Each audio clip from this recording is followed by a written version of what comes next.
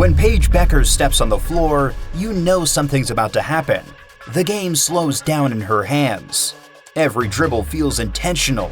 Every no-look pass sparks a gasp. And every step-back jumper feels inevitable. Right now, Bueckers is averaging over 20 points per game, with rebounds, assists, and steals all in the mix. And she's doing it after coming back from a devastating ACL tear that kept her sidelined for over a year. Most players would take years to recover their rhythm. Paige needed months. She's been called the best guard prospect since Diana Taurasi, the future of the WNBA, and even the savior of UConn basketball. But how much of that is hype and how much of it is real? Today, we're breaking down Paige Bueckers' journey, from Minnesota prodigy to the #1 recruit in the country, to rewriting history as the first freshman to ever win the Naismith Player of the Year award, to the injuries that nearly derailed her career, to her redemption arc and what it means for her future in the WNBA. Before we dive in, do you think Paige will become the face of the WNBA? Comment yes if you're convinced, or not yet if you think she still has something to prove. Paige Madison Bueckers was born on October 20th, 2001 in Edina, Minnesota, and grew up in the nearby suburb of Hopkins. Her dad, Bob, played a huge role in her early love for the game. By age 5, she was already following him to the gym, mimicking layup drills, and begging to stay longer after practice. Bob recalls nights where he'd have to drag her off the court because she simply didn't want to stop. But Paige wasn't just another kid dribbling in the driveway. From the start, there was something different. She was curious, obsessed with the details of the game. Even as a grade schooler, she wasn't only focused on scoring. She loved passing, seeing lanes open, finding teammates in stride. Coaches described her as wired like a point guard before she even understood the role herself. Minnesota doesn't always get the shine of states like California or New York, but the women's game there runs deep. The Minnesota Lynx dynasty was happening right in Paige's backyard during her formative years. Lindsay Whalen, Simone Augustus, Sylvia Fowles, and Maya Moore weren't just highlights on TV. They were winning WNBA titles just 20 minutes away. That mattered. Paige had role models who showed her that greatness wasn't just something you watched, it was something you could live. She later admitted that watching the Lynx dominate gave her the confidence that women could be stars in basketball, not just participants. By middle school, Paige's talent was undeniable. She was playing against older girls and still dominating. She had a smooth crossover that broke ankles, a jumper that looked pure every time, and an instinct for when to push and when to slow the game down. Clips of her started hitting YouTube and social media. She had defenders stumbling, draining threes from way outside the arc, and delivering flashy no-look passes. That's when the nickname Paige Buckets started circulating. It wasn't just a funny slogan, it became her identity. When Paige checked into a game, fans expected fireworks. Her rise wasn't limited to Minnesota. Paige was called up for USA basketball youth teams, and she shined on the international stage. In 2017, she helped the USA win gold at the FIBA Americas U16 Championship, averaging double digits and leading the team in assists. In 2018, she was named MVP of the FIBA U17 World Cup, where the US went undefeated. By 2019, she was co-MVP at the FIBA U19 World Cup, cementing her place as one of the best guards in the world for her age. International coaches praised her feel for the game, noting that she was always 2 passes ahead of everyone else on the court. When Paige got to Hopkins High School, she was already a star. But she didn't just play like a star, she led like one. Her stat lines looked like video games, averaging over 20 points, 5 assists, and 5 rebounds per game, dropping 30-point games like it was nothing, carrying Hopkins to a 32-0 undefeated season and a state title in 2019. She wasn't just scoring, she was orchestrating. Her teammates often said that playing with Paige made them better because she demanded effort but rewarded it by getting them open looks. By her senior year in 2020, she was unstoppable. Gatorade National Player of the Year, McDonald's All-American MVP, ESPN's #1 overall recruit. Paige had gone from driveway prodigy to national phenomenon, but the consensus was clear. Paige wasn't just another recruit. She was the recruit. What do you think was more impressive? Paige's USA basketball dominance on the world stage or her undefeated run at Hopkins High School? Let us know in the comments. By the time Paige was a junior at Hopkins, every major program in the country wanted her. Geno Auriemma was showing up in gyms. Dawn Staley and South Carolina were making their pitch. Notre Dame, UCLA, Oregon, Baylor. If you were an elite program, you were knocking on Paige's door. Recruiting services didn't just have her at number 1 in her class. They were calling her one of the most polished guards to ever come out of high school. Some scouts even said she looked like a college junior playing against high school seniors. Her combination of skill, poise, and creativity was rare. But with all that attention came pressure. Every game felt like an audition, every highlight clip dissected on Twitter, every misstep magnified. Paige admitted later that the spotlight was overwhelming at times, but she thrived under it. So why choose UConn? For Paige, it was about legacy. She didn't just want to play college basketball, she wanted to measure herself against history. And history runs through Storrs, Connecticut. Think about it. Diana Taurasi, the ultimate competitor. Sue Bird, one of the greatest floor generals ever. Maya Moore, a winner at every level. Breanna Stewart, a 4-time national champion and WNBA MVP. Paige wanted to be next. She knew the standard wasn't be great. The standard was be legendary. When she announced her commitment in 2019, Geno Auriemma didn't hide his excitement. He said Paige had a unique ability to make everyone on the floor better, comparing her basketball IQ to Sue Bird and her competitive fire to Diana Taurasi. Coming from Geno, that's about as high a compliment as you can get. But with that choice came one of the heaviest expectations in college sports. UConn wasn't the unbeatable juggernaut it once was. South Carolina and Stanford were rising powers.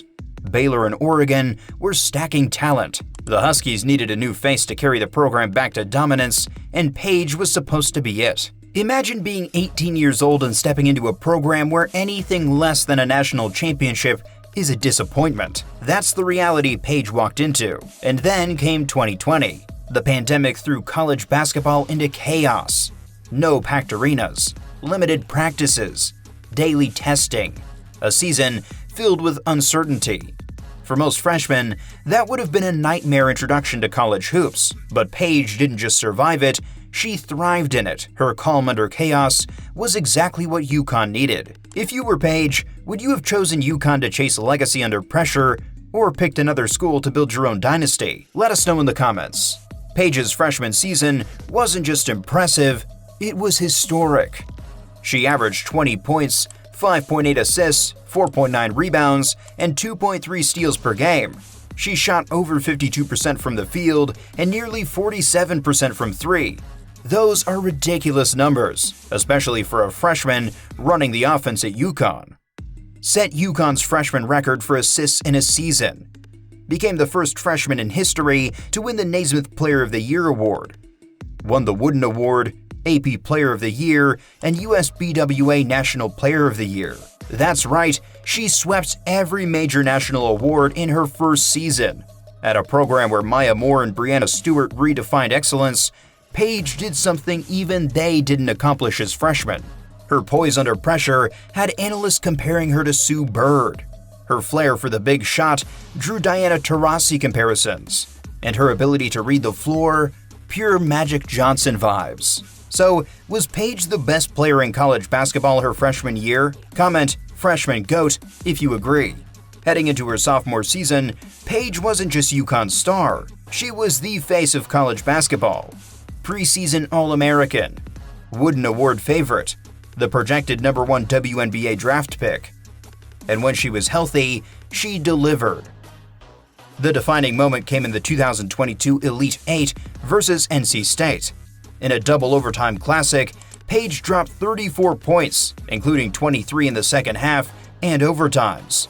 Every bucket was a dagger, every possession under her control. Geno Auriemma said afterward, "Paige came to UConn for moments like this.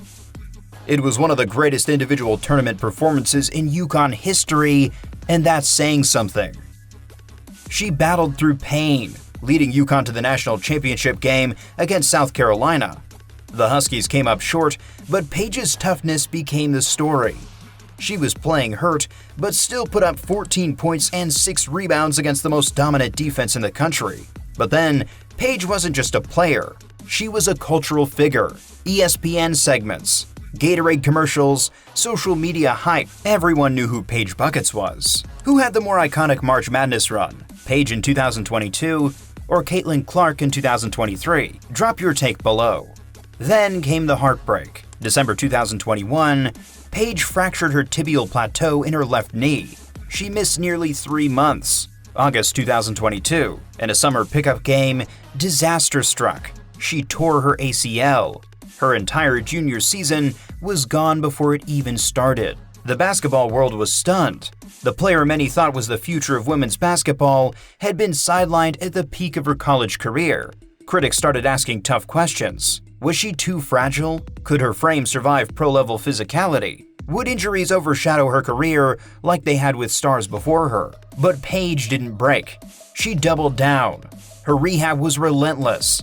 Gino praised her growth as a leader, noting how she mentored teammates from the sidelines. Off the court, she became more vocal. On the court, she was plotting her comeback. Her absence also shifted the women's basketball landscape. With Paige sidelined, Caitlin Clark's meteoric rise grabbed headlines. The showdown everyone wanted, Paige versus Caitlin, was delayed.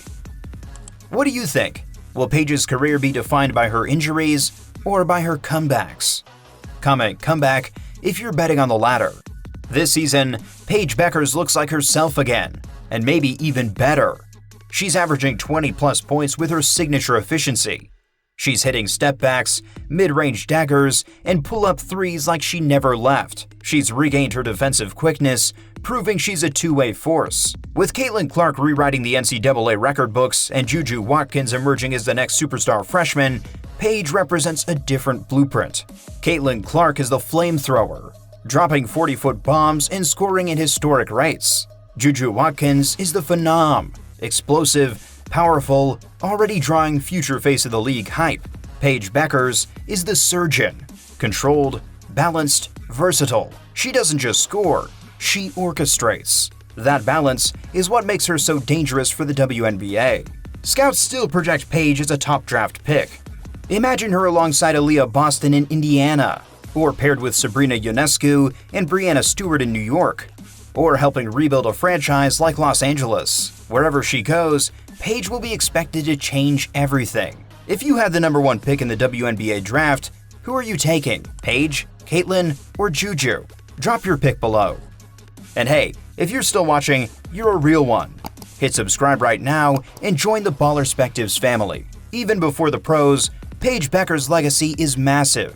First freshman to win Naismith Player of the Year, led UConn to a Final Four and national championship game, overcame 2 major knee injuries, signed massive NIL deals with Gatorade, Cash App, StockX, becoming one of the most marketable athletes in college sports. Her impact isn't just on the court, she's part of the NIL revolution. She's a role model to thousands of young players, and she's one of the faces making women's basketball must-watch. Like Sue Bird, she's cerebral. Like Diana Taurasi, she's fearless. Like Breanna Stewart, she has the aura of a winner. But Paige isn't just a combination of UConn legends. She's carving her own lane. If her body holds up, she's a future WNBA MVP and maybe the face of the league. Debate time. Is Paige already a top 10 UConn player of all time, or does she need a championship first? Let's see your takes. So, how good is Paige Bueckers actually? She's not just good, she's generational. She's the type of player who changes the trajectory of a program, who inspires the next wave of hoopers, who makes fans stop what they're doing just to watch her play. Her story isn't finished. Will she bring UConn another championship? Will she stay healthy long enough to dominate the WNBA? Or will the what-ifs always hang over her? That's what makes her fascinating. The ceiling is limitless, and we're watching it unfold in real time. Now it's your turn. Is Paige the future face of the WNBA, or does Caitlin Clark already have that crown? Drop your answer below. And if you enjoyed this video, smash the like button, subscribe for more Ballerspectives breakdowns, and ring the bell so you never miss a deep dive into the game's biggest stars. This is Ballerspectives. We'll see you in the next one.